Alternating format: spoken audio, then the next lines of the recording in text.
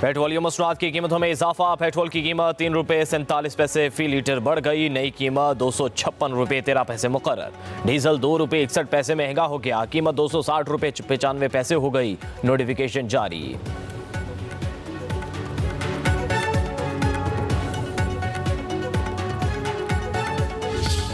EV जो project है electric vehicles, इसको अगर आपने प्रमोट करना है, जिसकी जो हमारे माहौल की जो आलूदगी बहुत कम होगी उससे, तो उसमें जो कमर्शियल जो एस्पेक्ट है, चाहे वो मुख्तलिफ जगहों पर जिन लोगों ने प्लांट्स लगाने हैं, स्टेशन लगाने हैं, वहाँ पर अगर उनको बिजली की जो फराहमी जो है उसकी कीमत मुनासिब होगी, वो आगे चलेंगे। अगर वो बिजली की कीमत महंगी होगी, जो आज प्रॉब्लम इट्स अबाउट 70 रुपीज़ जो आपका चार्जेस हैं, तो इस पर तो वाइबल नहीं है। हर जगह जहाँ पर इसको बहुत तेज़ी के साथ इस कल्चर को प्रमोट किया जा रहा है, माहौलियाती जो आलूदगी को पाक करने के लिए। वज़ीर-ए-आज़म का इलेक्ट्रिक गाड़ियों के लिए चार्जिंग स्टेशंस पर बिजली सस्ती करने का ऐलान। चार्जिंग स्टेशंस के लिए बिजली की फी यूनिट कीमत में 45% कमी होगी। वज़ीर-ए-आज़म शहबाज शरीफ की ज़ेर सदारत इलेक्ट्रिक गाड़ियों की पॉलिसी से मुतल्लिक इजलास। कहा, मौलियाती बेहतरी के लिए इलेक्ट्रिक गाड़ियों के इस्तेमाल की हौसला अफजाई ज़रूरी है। चार्जिंग स्टेशंस के क़याम का NOC 15 रोज़ में मिलेगा। नौजवान छोटी सरमायाकारी से अपना काम शुरू कर सकेंगे। कहा, इलेक्ट्रिक गाड़ियों के लिए खुसूसी 40% कम रियायती टैरिफ एक तारीख साज पैकेज है।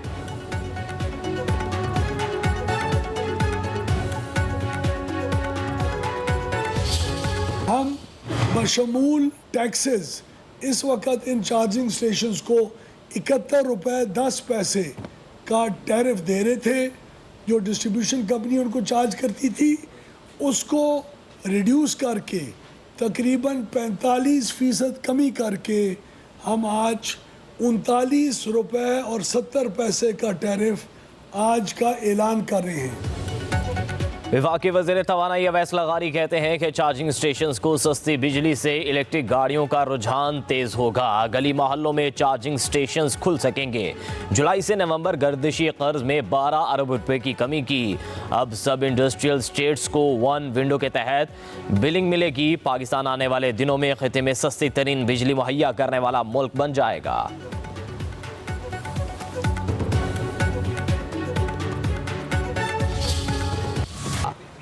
का एतमाद नहीं है। जमहूरियत कैसे मुस्तहकम होगी, पार्लियामेंट पर कैसे एतमाद बढ़ेगा कौम का। अगर धांधली के इलेक्शन की गुंजाइश है तो धांधली से पाक गैर जानबदार इलेक्शन की गुंजाइश क्यों नहीं। मैं सियासी आदमियों और मुज़ाकरात का कायल हूँ। सियासत में इंतकाम का तासुर नहीं होना चाहिए। सियासतदानों को जेल में नहीं होना चाहिए, बाहर रहना चाहिए। अगर माजी में नवाज शरीफ साहब के साथ या पीपल्स पार्टी के साथ या जरदारी साहब के साथ होता रहा है, उनकी बहन के साथ होता रहा या मियाँ साहब की बेटी के साथ होता रहा, तो हम उसके भी खिलाफ थे। आपने क्यों ट्रंप को अपने दिमागों पर इतना सवार किया हुआ है? सियासत में इंतकाम का तासुर ठीक नहीं। सियासतदानों के गलत रवैयों से पार्लियामेंट बेमानी हो चुकी। मौलाना फजलुर रहमान की लाहौर में प्रेस कॉन्फ्रेंस कहा, गुज़िश्ता 2 इंतखाबात पर अवाम ने एतमाद नहीं किया। मुल्क में धांधली से पाक इलेक्शन की ज़रूरत है। सियासतदान हूँ इसलिए हमेशा मुज़ाकरात का हामी रहा। सियासतदानों को जेलों में नहीं होना चाहिए। मैं नवाज शरीफ और मरीम को जेल भेजने की भी मुखालिफत करता रहा हूँ। मौलाना फजलुर रहमान ने कहा, मुझे PTI के मुतालिबात का इल्म नहीं। माजी में जो कुछ भी हुआ उसके खिलाफ हैं। ट्रंप को अपने दिमाग पर सवार करने की क्या जरूरत है? हमारे सामने अपने मुल्क की सलामती का सवाल है। मैं 5-6 महीने कैद रही, सॉलिटरी कन्फाइनमेंट, किसी को मुझसे मिलने की इजाज़त नहीं थी। मैं कभी नहीं रोई। आज अगर वो मुश्किलात मैंने ना बर्दाश्त की होती तो मैं आपके सामने ना खड़ी। अगर हम नवाज शरीफ साहब ये कह देते या मैं ये कह देती कि बाहर निकलो, आग लगा दो, टायर जला दो, वो पैसा किधर गया? वो 190 मिलियन किधर गया? सवाल ये, इसका जवाब दो, इसका जवाब दो। कल घर चले जाओ, बजाय इसके कि तवज्जो दहशत गर्दी से आवाम को बचाने पे हो। सारी तवज्जो इस बात पे रखी हुई है कि आग कैसे लगानी है, फितने को कैसे प्रमोट करना है, इंतशार कैसे फैलाना है। बस अपनी आंखें और अपने कान खुले रखना, किसी के बहकावे में मत आना। 190 मिलियन पाउंड का हिस्सा दो और घर चले जाओ, सारे पैसे जाती अकाउंट में गए। ये केस चल रहा है, इसका फैसला आने वाला है। सवाल ये नहीं कि यूनिवर्सिटी क्यों बनाई, सवाल ये है कि कैसे बनाई। वज़ीर आला पंजाब मरियम नवाज का सियालकोट में स्कॉलरशिप तकसीम करने की तकरीब से खिताब। कहा, खैबर पख्तूनख्वा की हुकूमत ने पंजाब पर हमला किया, PTI की तवज्जो मुल्क में आग लगाने पर है। हमने कभी तशद्दुद की सियासत नहीं की, कभी नहीं कहा सड़कों को जलाओ घिराव करो, रेंजर्स और पुलिस पर हमला करो। कोई कौम अपने कानून नाफिज करने वालों के साथ ऐसा कर सकती है? मरियम नवाज ने कहा, हम लश्कर कशी के बजाय खिदमत की सियासत कर रहे हैं। हुकूमत किसी की भी हो, पाकिस्तान तो आपका है। मुल्क को आग लगाने की बात सिर्फ दुश्मन ही कर सकता है। 5 साल चोर चोर का राग अलापने वाले कोई सबूत नहीं दे सके।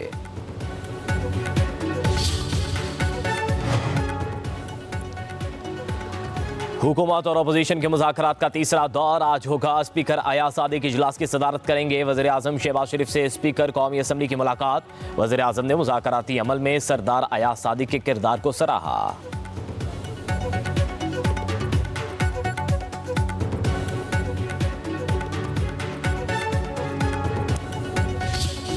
अपने मुतालिबात इन राइटिंग देंगे। हम तवक्को करते हैं कि हुकूमत इस पे संजीदगी के साथ गौर करेगी। खान साहब के खिलाफ जितने केसेस बनवा सकते थे वो बनाए गए। I think time is up. एक चीज़ ऑन द रिकॉर्ड है, खान साहब ने कोई गलत नहीं किया, खान साहब ने कोई जुर्म नहीं किया। वो सियासी कैदी और सियासी कैदी की रिहाई अब होनी चाहिए। चेयरमैन PTI बैरिस्टर गोहर का कहना है, हम अपने मुतालबात तहरीरी तौर पर जमा कराएंगे। हुकूमत अगर नेक नीयती और संजीदगी के साथ बैठे तो तमाम मसाइल का हल निकल सकता है। जमहूरियत और सियासी इस्तेहकाम के लिए ज़रूरी है कि सियासी कैदियों को रिहाई मिले। उम्मीद है कि मुज़ाकरात का अमल जल्द मुकम्मल होगा और कोई खुशखबरी आएगी। बैरिस्टर गोहर ने कहा, बानी PTI के खिलाफ जितने केस बना सकते थे वो बना दिए गए। वो सियासी कैदी हैं, अब उन्हें रिहाई मिलनी चाहिए।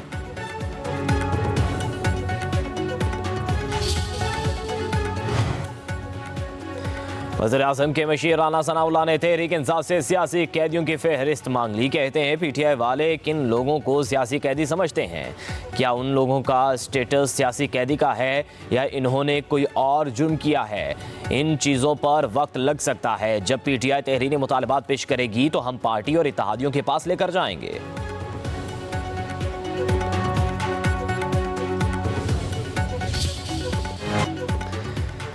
APS हमले के वक्त आर्मी एक्ट मौजूद था। गठजोड़ और आर्मी एक्ट के होते हुए भी फौजी अदालत में ट्रायल क्यों नहीं हुआ? फौजी अदालत में दहशत गर्दों के ट्रायल के लिए आइन में तरमीम क्यों करना पड़ी?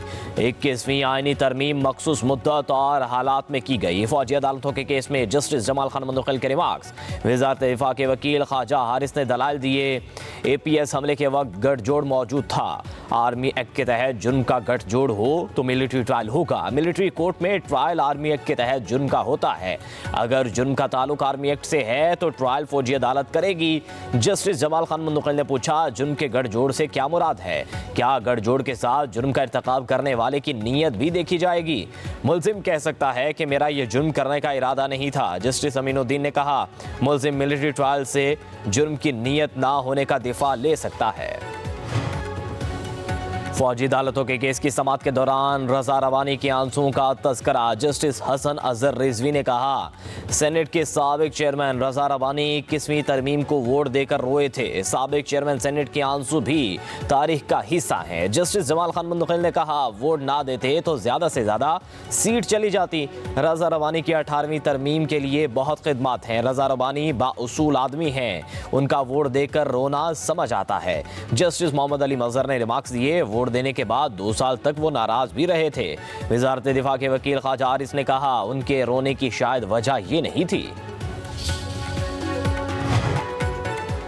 लाहौर में नून लीग का दफ्तर जलाने के मुकदमे में इंसदाद दहशतगर्दी की अदालत ने PTI रहनुमाओं डॉक्टर यास्मीन राशिद, एजाज चौधरी समेत दीगर मुल्जिमान पर फर्द जुर्मायत कर दी। मुल्जिमों ने सेहत जुर्म से इनकार कर दिया। अदालत ने अगली तारीख पर प्रोसिक्यूशन से गवाहान को तलब कर लिया।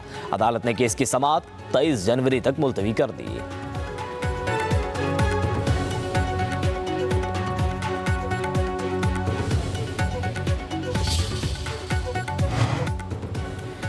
PTI के सेनेटर एजाज चौधरी का कहना है कि मरियम नवाज मुज़ाकरात की नाकामी चाहती हैं। वो अपने वालिद या चचा को कहकर मुज़ाकरात बंद करवा दें।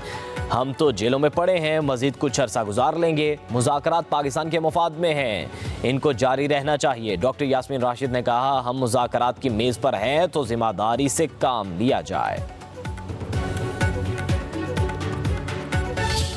क्या डोनेशन देना जुर्म है? अगर डोनेशन देना जुर्म है तो जितने अस्पतालों को हम डोनेशन देते हैं, जितने यूनिवर्सिटीज़ को हम, जितनी चैरिटेबल ऑर्गेनाइजेशन को हम पैसे देते हैं, वो जुर्म है। जो दिमाग शट है वो ये है कि इनको कानून नहीं पता। शायद पहली बार देखा है मैंने कि एक फैसला जिसके ऊपर इल्ज़ाम लगाया है उससे दौड़ रहा है। ओपन एंड शट केस कहाँ है? ये ओपन होगा और ये शट होगा। क्या वज़ीर आज़म के लिए खैरात लेना जुर्म है? बानी पीटीआई पर जाली मुकदमात बनाए गए। ऊंचा बोलने से झूठ सच नहीं बन सकता। अल-कादिर ट्रस्ट केस का फैसला जल्द आना चाहिए। तहरीक इंसाफ के सेनेटर अली जफर का सेनेट में इज़हार ख्याल। कहा, अल-कादिर ट्रस्ट केस से बानी पीटीआई को कोई नुकसान नहीं पहुंच रहा। केस के हकाइक पूरी कौम जानती है। ये ओपन केस बनाते हैं, अदालतें शट कर देती हैं। साइफर का केस भी बनाया गया। हुकूमत बानी पीटीआई को जेल के अंदर रखना चाहती है। अदालतों को मैदान जंग बना दिया गया है। तारीख से सबक सीखें, कानून की अमलदारी यकीनी बनाएं। नवाज शरीफ ने मेफेयर में जायदाद खरीदी, उस वक्त नवाज शरीफ वज़ीर आज़म थे। 25% इंटरनेट के यूज़र जो हैं वो इंक्रीज़ हुए हैं। इंटरनेट पे हमने ज़्यादा इश्यूज देखे हैं, वो हमने मोबाइल ब्रॉडबैंड पे देखे हैं।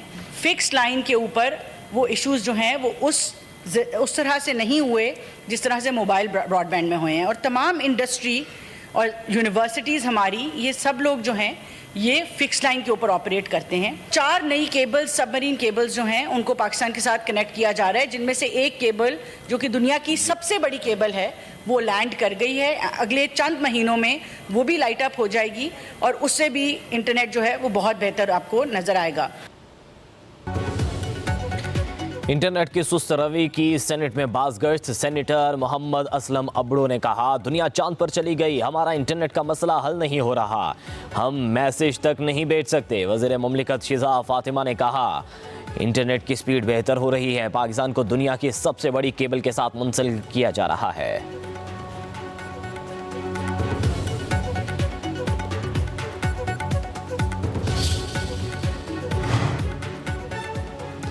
बेनज़ीर इनकम सपोर्ट प्रोग्राम में बेज़ाब्दगियों के 8,747 केस रजिस्टर्ड। गलत तकसीम होने वाले 14 करोड़ रुपए वापस ले लिए गए। वफाकी वज़ीर क़ानून आज़म नज़ीर तारड़ का सेनेट में वक्फ़ा सवालात के दौरान जवाब। सेनेटर ऑन अब्बास ने कहा, कितने महकमों को ज़म किया जा रहा है, यूटिलिटी स्टोर्स कॉरपोरेशन का क्या बनेगा? आज़म नज़ीर तारड़ ने जवाब दिया, राइट साइजिंग वक्त की ज़रूरत है, कारोबार करना हुकूमत का काम नहीं। हमारे गर्दिशी कर्जे बढ़ रहे हैं, खसारों को ख़त्म करके मईशत को खड़ा करना है। सिविल एविएशन को वजारत दिफा में ज़म कर दिया गया। वो मुलाजमीन जो अपनी मुलाजमत के आखिरी 5 सालों में हैं उनको रिटायर्ड कर दिया जाएगा। के बगैर तरक्की नहीं कर सका कोई मुल्क। पॉलिटिकल स्टेबिलिटी, सियासी इस्तेकाम के बगैर तरक्की नहीं कर सका। मुख्तसर तरीन मुद्दत में इन्फ्लेशन 38% से तकरीबन 4% के करीब आ गई। हमारी एक्सपोर्ट्स में 30% के लगभग, हमारी रेमिटेंसेस में भी इसी तरह इजाफा हो रहा है और मुल्क के जो इकोनॉमिक इंडिकेटर्स हैं वो एक बार फिर पॉजिटिव होने शुरू हो गए हैं। तो ये एक मौका है कि जब हम फिर एक मुस्बत उठान के साथ मईशत को उठता हुआ देख रहे हैं। पाकिस्तान में हमारी उड़ान क्रैश होने की एक वजह तो सियासी अदम इस्तेकाम है कि जिसने बार बार पॉलिसी रिवर्सल्स किया। उड़ान पाकिस्तान प्रोग्राम मुल्क की तरक्की में अहम किरदार अदा करेगा। 2018 की सियासी तब्दीली ने मुआशी मुश्किलात को बढ़ा दिया। वफाकी वज़ीर एहसन इकबाल की प्रेस कॉन्फ्रेंस। कहा, हमें फ़ख्र है, हमारे पास मुल्क की तरक्की का मंसूबा है, बर्बादी का नहीं। अपने वसाल नहीं होंगे तो कर्ज़ों पर गुजारा करना पड़ेगा। एक सियासी जमात ने बैरून मुल्क से मुल्क मुखालिफ सरगर्मियाँ शुरू की। कोई भी मुल्क गैर कानूनी सरगर्मियों की इजाज़त नहीं देता। सियासी जमात ने अपने ओवरसीज़ लोगों को इदारों के खिलाफ बात करने पर लगाया हुआ है।